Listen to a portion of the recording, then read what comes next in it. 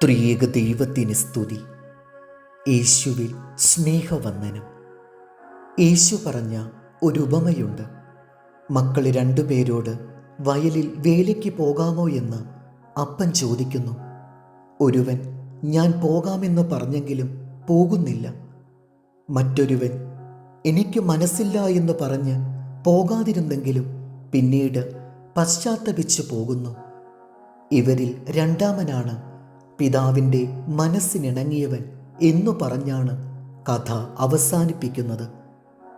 പെട്ടെന്നുണ്ടായ ക്ഷോഭത്തിലാണ് രണ്ടാമൻ അപ്പനോട് എതിർവാക്ക് പറഞ്ഞത്.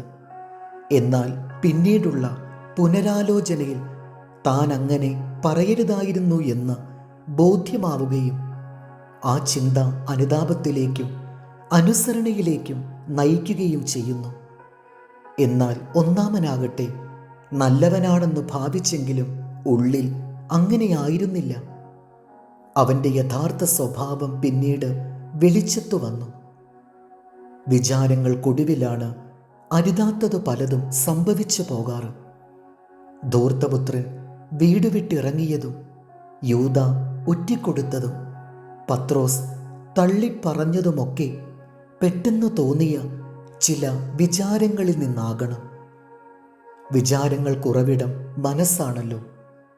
ബുദ്ധിയിൽ പെട്ടെന്നുണ്ടായ ചില കണക്കുകൂട്ടലുകളോ, ലാഭമുണ്ടാകുമെന്ന തോന്നലോ, നഷ്ടമുണ്ടായേക്കാമെന്ന ഭയമോ ഒക്കെയാണ് വേഗത്തിലുള്ള ചില പ്രതികരണങ്ങളിലേക്ക് നയിക്കുക.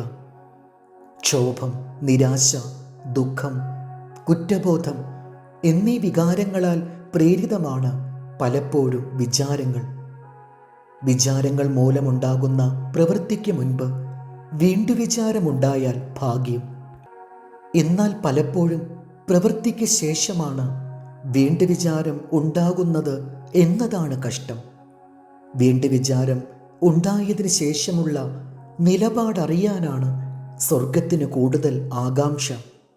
ധൂർത്തപുത്രൻ പന്നിക്കൂട്ടിൽ നിന്നെഴുന്നേറ്റ് വീട്ടിലേക്ക് നടന്നതും, പത്രോസ് പുറത്തുപോയി മനം നൊന്ത് കരഞ്ഞതും, എന്നെ ഓർക്കണമേ എന്ന് ക്രൂശിലെ കള്ളൻ പറഞ്ഞതുമെല്ലാം വീണ്ടുവിചാരത്തിൻ്റെ മഹത്വമാണ്.